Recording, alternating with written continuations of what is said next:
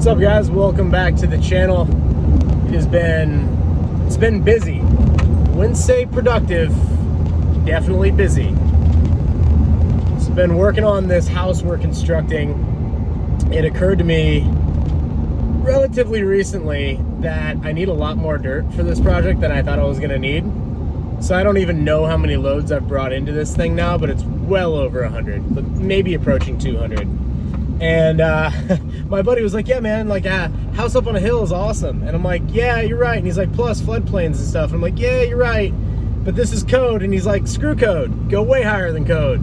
Plus everything else will be easier that way, like septic and everything else you want to do, like retaining wall will look awesome when you do like dry, all that stuff. And I'm like, you have a very good point. But recently I've been kind of evaluating the space and I'm like, oh, I want to raise this to here. I want this to be level with that. And I'm like, oh, I'm gonna need a lot more dirt. And so I've been running loads and consuming content, consuming a lot more content than I'm producing, which upsets me.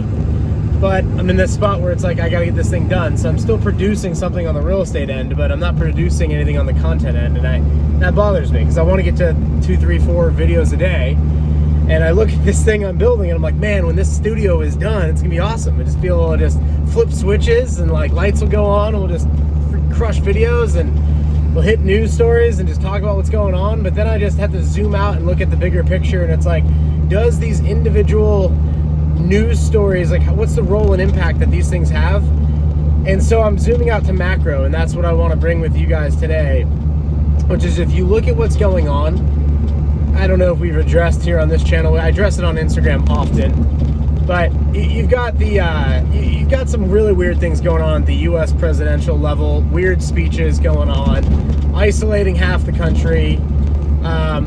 You can tell that they're planning for the next false flag event. It's just what it is. I'm putting this out there now, so it's like you can comment on the day it happens. Like, hey, yo, it happened today. Who knew? December 15th, there it was, whatever it may be.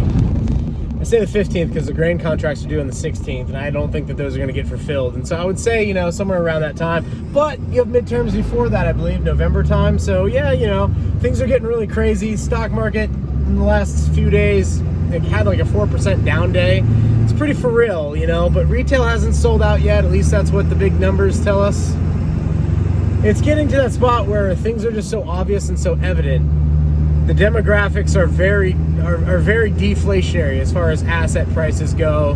The currency is continuing to inflate, and it's a crap situation all around. So for you and I, what can we do? We can focus on us. We can focus on getting our situation tight. We can focus on stocking up the items that we may need in the future. That could include all sorts of metals, not just copper, silver, gold, all sorts of metals.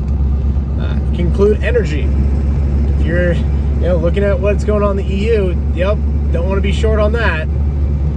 It can include anything that makes us anti-fragile, backup generators, starting to grow some of your own stuff. You don't have to go full-scale prepper, but I do think that this cycle we're in will lead most Americans to having to do something like that. Meaning, like in World War II days, 40% of all food supply was grown at home in gardens.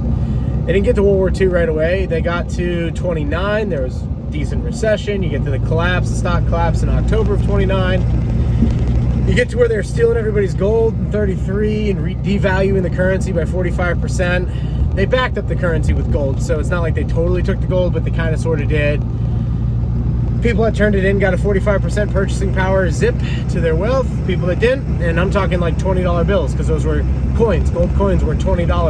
$1 was an ounce of silver, so they used an ounce of silver for $1 and gold for $20. Copper, 100 pennies equals $1. Real basic math. And those ratios have worked and held throughout time. But we're at that spot where it's like, what can you do? And the true answer is take care of yourself. And the best way you can take care of yourself is by finding a way to create value for others. I am working through this problem in my own life. I'm looking at what I'm doing and I'm like, how can I create the maximum amount of value for the maximum amount of people?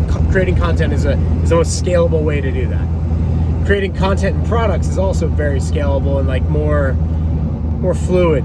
you know, where you're like, not only do we have content here, we've got these awesome products that can help you in some sort of way. I'm thinking through what could those be. Buddies and I locally here talking through, and you know, one of my buddies is like, okay, yeah, you're right. We're gonna see some hardcore crazy times. People are gonna grow food at home. What do we like? How do we start building this parallel society you've been talking about? Like, you know, with my buddies in the bars and stuff like that. I'm like, yo, we gotta build something here. All right, we can't continue on the path we're at. And so we're kicking around ideas, and we're like, what if we built an only Bitcoin company, where it's like, I'm pretty bullish on Bitcoin, more bullish on silver, more bullish on gold, more bullish on blockchain trading of those two things. But Bitcoin has an interesting thing as far as it's tied to energy consumption, and I like that. And it's also borderless, and I like that. And people can get $5 of Bitcoin. Hard to get $5 of gold. Easier to get $5 of silver, but takes some effort. But almost impossible to get $5 of gold, especially in the physical form. Just not happening. Like, you're talking a gram. Like, it's not really not feasible. So I like that, because when people start to realize that their currency is literally just losing value right and left, in terms of its purchasing power, they're going to be looking for Bitcoin or something like that. Monero, because I believe that Bitcoin's kind of fully tracked, and that's kind of an issue. And a lot of the Bitcoin maxis are like, no, man, that's totally fine. There's all these solutions. And I'm like, I get that. I just don't want to even risk it.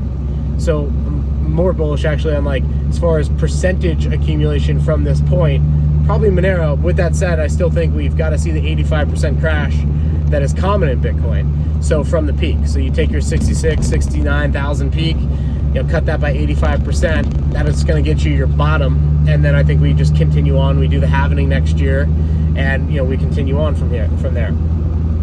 I know a lot of people will be like, yo, Bitcoin's, you know, not everyone's a fan of it, but you got to start thinking through, what is it that, where do we go from here? What are the solutions from here? It does seem like we are moving towards a CW event. Talked a lot about that on Instagram. I've laid a lot of these things out. I'm going to hit a secondary video today on why I think the left doesn't have this. Also, the right is the same as the left. I'm sorry to upset you, but there's very little difference, guys. They're both for, you know, funding warlords in Ukraine. All right, they're both for spending endless amount of money. They're both for taking freedom. They're both for the Patriot Act. They're both for endless like lockdowns. Like, there's no difference.